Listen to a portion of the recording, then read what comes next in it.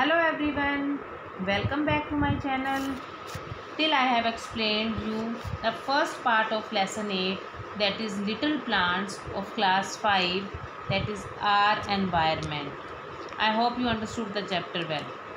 Today we will do next part of the chapter and we will start from page 45, that is dispersal of seeds. आपको मालूम है dispersal of seeds का meaning? मैं बताती हूँ बेटा। डिस्पर्सल ऑफ सीड्स का मीनिंग है कि सीड्स का एक जगह से दूसरी जगह यानी दूर जगहों पर चले जाना। Taken off to far away places. क्यों? अगर एक ही जगह पर एक ही तरह के सीड्स उगते जाएंगे तो बाकी जगह पर वो कैसे पहुंच पाएंगे, समझे आप? फॉर एग्ज़ाम्पल, कोई चीज़ एक जगह पर उगाई जाती है तो वो दूसरी जगह पर कैसे पहुंचेगी? हर समय ट्रांसपोर्ट के माध्यम से तो नहीं पहुंचा जा सकता है।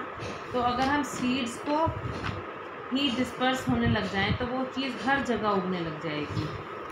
जैसे अब मैं आपको पढ़ाऊँगी तो आपको समझ में आएगा। Imagine a plant producing a large number of seeds and all the seeds falling under it. आप कल्पना कीजिए कि एक प्लांट है और उसके बहुत सारे सीड्स हैं और वो सारे के सारे उसके नीचे ही गिरते जा रहे हैं, ठीक है? तो क्या वो सारे के सारे न्यू प्लांट्स में ग्रो हो पाएंगे? इतनी छोटी सी जगह होगी तो उन्हें एक तो स्पेस नहीं मिलेगा, उनकी रिक्वायरमेंट्स पूरी नहीं होंगी और उनको अच्छे से सनलाइट, वाटर, मिनरल्स, फूड सब कुछ नहीं मिल पाएगा। यही वो आगे क्वेश्चंस में लिख रहे हैं कि कितने ग्रो हो पाएंगे, कितने उसमें से ट्री बन पाएंगे, कितनों को स्पेस मिलेगा। तो plants have developed different ways to ensure that their seeds are spread over far of places so that they grow where there is plenty of space. जैसे फॉर एग्जांपल, इस प्लांट के नीचे तो ज़्यादा स्पेस नहीं है तो ये दूसरी जगह पे जहाँ पर स्पेस भी मिले, उनकी रिक्वायरमेंट्स भी पूरी हों, तभी वो नए प्लांट या नए ट्रीज़ में ग्रो हो पाएंगे। तो ये डेफिनेशन है बेटा, इसको ज़रा ध्यान से सुनो। Seeds are taken off to far away places by the help of human being, animals, birds, air and water. This spread of seeds to distant places by different means is called seed dispersion. यही मैंने आपको समझाया था कि seeds का फैलना, अलग अलग दूर दूर प्लेसेस पर फैलना, किसके माध्यम से? चाहे हवा हो, पानी हो, बर्ड्स हो, एनिमल्स हो, हम लोग हों, कोई भी कैरियर बन सकता है सीड्स को फैलाने का और उसको ही सीड डिस्पर्सल कहते हैं। नेक्स्ट पेज पे टर्न कीजिए 46। इसमें हम आपको बताएंगे कि कौन कौन से एग्जाम्पल हैं, एक एक दो दो, कौन कौन से एग्जाम्पल्स हैं जो किस किस के माध्यम से डिस्पर्स हो सकते हैं। Let us find out how seed dispersal takes place in some plants. जैसे लाइट सीड्स जो होते हैं वो हवा से ही कैरी होते हैं, जैसे कि मैपल, गैंग्लियन, कालाट्रोपिस। तो ये जो है ये इतने हल्के होते हैं कि हवा से ही कैरी किए जाते हैं और डिस्पर्स हो जाते हैं। उसके बाद कुछ सीड्स ऐसे होते हैं जो पानी के पास होते हैं और वो कैरी किए जाते हैं पानी के द्वारा और डिस्पर्स हो जाते हैं, जैसे कि लोटस, कोकोनट, कैटटेल।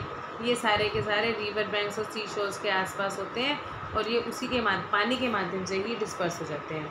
उसके बाद कुछ ऐसे होते हैं जिनके सीड्स के ऊपर ना हुक्स लगे होते हैं, तो वो क्लिंग कर जाते हैं एनिमल बॉडी के साथ या ह्यूमन बीइंग के साथ। They go to distant places with the help of animals और ह्यूमन बॉडी। ये आप देख सकते हो बैगर ट्रिक्स, ये ह्यूमन क्लॉथ पे चिपक जाते हैं तो ह्यूमन जहाँ भी जाएंगे वहाँ पर डिस्पर्सल हो जाएगा।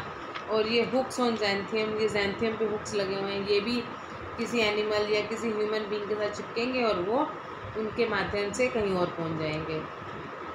तो ये सब माध्यम है बेटा, हवा, पानी, एनिमल, बर्ड, ये सारे माध्यम हैं, ये सोर्सेज हैं सीड्स को एक जगह से दूसरी जगह पर ले जाने के लिए। इसी से सीड डिस्पर्सल होता है।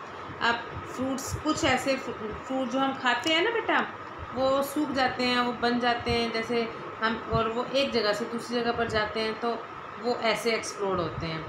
Fruits of some plants explode on drying, सूखने के बाद, खाने के बाद कहीं किसी ने जामुन कहीं खाया, किसी ने आम कहीं खाया, उसने सीड कहीं फेंका, उसने सीड कहीं फेंका। तो ये हेल्प करते हैं सीड्स को डिस्टेंट प्लेसेस में मदर प्लांट से दूर ले जाने में। उसके बाद आपने देखा बेटा पीपल का पेड़ कभी कभी ये रूफ टॉप पे उग जाता है या वाटर टैंक पर उग जाता है, ये पीपल का, टमाटो का, गवावा का, तो ये अनयूजुअल प्लेसेस पे अक्सर उग जाते हैं। तो यहाँ तक आप समझते हो कि कौन रिस्पॉन्सिबल होगा? ऑब्वियसली रूफ टॉप पे कौन जा सकता है? Yes, birds, you are absolutely right. तो ये वही बात पूछ रहे हैं कि how did their seeds reach such places. तो ये बर्ड्स हेल्प करते हैं उनको खाना ले जाने में। वो खाना जब खाने के माध्यम से वो सीड्स खाते हैं तो वो सीड्स कभी कभी वहाँ छोड़ देते हैं, वहाँ उनके अपने नेस्ट होते हैं, वहाँ उनके मुँह से निकल जाता है, तो वहाँ पर नए नए पेड़ ग्रो करते हैं। अब ये लास्ट पेज आपकी लेसन का कि वो कौन से प्लांट्स हैं जो इंडिया में दूसरी कंट्री से आए हैं। There are number of plants which were brought to India from other countries. For example chilli plant कहाँ से आया है? साउथ अमेरिका से। कहाँ से? साउथ अमेरिका, मैक्सिको, नीचे फोटोग्राफ भी बनी हुई है। उसके बाद पोटैटो, टोबैको, गवावा, लेमन, ये सब के सब पुर्तगाल यानी पेरू से आए हुए हैं। Tea and apple have come from China. ये देखो पिक्चर से आपको जल्दी क्लियर होगा। देखो potatoes from Peru, chilli from Mexico, tea from China and grapes have come from Turkey.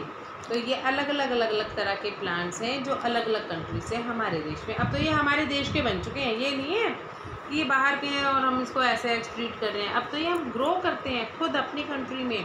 These plants were brought to our country many years back. बहुत साल पहले आए थे जब स्टार्ट हुए थे। तो now we are growing, cultivating these plants in our country itself. Today India is the large producer and exporter of chillies. आपको जानकर हैरानी होगी कि जो प्लांट बाहर से आया था आज इंडिया में उसमें नंबर 1 बन चुका है, उसके प्रोड्यूस करने में, उसको एक्सपोर्ट करने में। उसी तरह से टी के लिए वो सेकंड लार्जेस्ट एक्सपोर्टर बन चुका है। चिली भी हमारे इंडिया में हर जगह उगाई जाती है, बहुत सारी जगह पर उगाई जाती है, जैसे आंध्र प्रदेश, कर्नाटका। और टी जो है वो Assam, Darjeeling, Kangra in Himachal Pradesh and Nilgiri hills in south India, ये उनकी जगहें हैं, प्लेसेस में। Tea plants require plenty of sunshine and rainfall, standing water. मतलब ये टी को उगाने के लिए हमें बहुत तेज़ सनशाइन चाहिए होती है, बारिश भी चाहिए होती है। तो दार्जिलिंग वगैरह अगर आप घूमने जाओगे ना तो आप चाय के बागान देखोगे। मैं लास्ट ईयर गई थी छुट्टियों में, बहुत इन्जॉय किया हम लोगों ने वहाँ। आसाम में, दार्जिलिंग में बहुत बड़े बड़े टी के बागान थे। तो वहाँ पे कभी मिनट में बारिश आ रही है और मिनट में इतनी तेज़ धूप हो रही है, तो यही चीज़ें उसको चाहिए होती हैं। Standing water harms the crops. अगर रुका हुआ पानी है तो वो नुकसान करता है। Hence it is generally grown on the hill slopes. वहाँ तो पानी रुकता नहीं है। हिल स्लॉप्स में तो आपको पता ही है पहाड़ होते हैं और बारिश आती है वो नीचे की तरफ फिसल जाते हैं। It is best grown in tropical and सब ट्रॉपिकल क्लाइमेट्स। तो ये ऐसे क्लाइमेट में, अभी ये वाले ट्रॉपिकल और सब ट्रॉपिकल जैसे जो क्लाइमेट है ना, ये आप हायर क्लासेस में पढ़ोगे, तो ये इस तरह के क्लाइमेट में उगाए जाते हैं। तो दैट्स ऑल। और इसमें हम एक्टिविटी 4A पर रीड कर लेते हैं। Visit a fruit and vegetable market with your parents. कभी आपका मार्केट जाना हो, सब्ज़ी वाली या फ्रूट वाली मार्केट में, तो जाना ज़रूर। Ask them which fruits and vegetables were not available in the market. उनसे पूछना कि कौन से फ्रूट्स और कौन से वेजिटेबल्स मार्केट में नहीं हैं। When they were of your age, find out whether those vegetables and fruits are now grown in India or import from other countries। तो तुम्हें जानकर हैरानी होगी कि जो नहीं थे ना पहले, वो अब इंडिया में इंपोर्ट किए जाते हैं और ग्रो भी किए जाते हैं। तो आपने ये फाइंड आउट करना है। आपको हैरानी इसलिए होगी कि जब आप अपने पेरेंट्स से या अपने वहाँ पर जो भी मर्चेंट है उससे बात करोगे तब आपको पता चलेगा। पहले आप फाइंड आउट करेंगे। अब हम ये लेट्स रिवाइज ज़रा देख लेते हैं कि हमने इस पूरे चैप्टर में क्या पढ़ा है, क्योंकि कुछ आज पढ़ा है और कुछ एक दिन पहले पढ़ा था, तो रिवाइज़ कर सकते हैं, उसको रिकॉल करना चाहिए। एक सीड के पास जो होता है स्मॉल एम्ब्रियो होता है, वो मैंने आपको समझाया था, वो प्लांट के अंदर ही होता है और उसको फेवरेबल कंडीशन चाहिए होती है, एयर, वाटर, लाइट, तभी वो ग्रो कर पाता है। टाइनी रूट ग्रोज हमेशा कहाँ ग्रो करती हैं? सॉइल की तरफ. Grows out of embryo and holds itself firmly in the soil. And then a shoot grows out of the soil in the upward direction. Root always downward and shoot always upward. The leaves develop and the plant now starts growing on its own. अब जो पत्ते हैं वो भी develop होते रहते हैं, जो प्लांट हैं वो भी उसमें बनना शुरू कर देते हैं. Most of the fruits have seeds in them, but there are some fruits that do not contain any seed. Mostly सब फ्रूट्स के पास सीड्स होते हैं, लेकिन कुछ फ्रूट्स होते हैं जैसे हमने कल आपको बताया था बनाना, ग्रेप्स वगैरह, और कुछ वैरायटी ऑरेंजेस वगैरह की भी होती हैं जिनमें सीड्स नहीं होते. उसके बाद आ जाती है जर्मिनेशन की बात. ये भी हमने आपको बताया था कि जब सीड की डेवलपमेंट एक नए प्लांट में होती है तो उसको जर्मिनेशन कहा जाता है. A seed requires water, air and sunlight for germination. New plants can also grow from roots, stem. And ये हम आपको बता रहे थे कि कुछ प्लांट्स के सीड्स नहीं होते हैं तो वो कैसे ग्रो करेंगे? वो रूट से ग्रो कर सकते हैं, स्टेम से ग्रो कर सकते हैं, लीव से भी ग्रो कर सकते हैं. अलग अलग इनके एग्जाम्पल्स थे.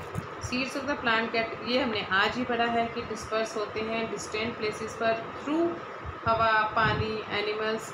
सम seeds are thrown out of the fruits when they. ये हम जो खाते हैं फ्रूट ड्राई होने पर इधर उधर फेंक देते हैं तो that will also help in dispersal. People take plants or their seeds from one place to another. ये हमने ऊपर वाले पैराग्राफ में पढ़ा है कि इंडिया में भी कितने सारे ऐसे प्लांट्स आए थे, तो ऐसे इंडिया से कहीं और भी गए होंगे. This is how many plants have been introduced in our country from other countries. इस तरीके से हमारी कंट्री में बहुत सारे प्लांट्स ऐसे हैं जो दूसरी कंट्री से आए थे, जैसे कि potato, chilli, cheese, guava, tobacco, etc. And that's all for this chapter. Thank you. Have a nice day beta. Like, comment and subscribe my channel. इसको भूलना नहीं करना, ज़रूर करना. और मैं आपको नई नई वीडियोज़, नए नए चैप्टर के साथ मिलती रहूँगी. तब तक के लिए bye bye. Have a nice day.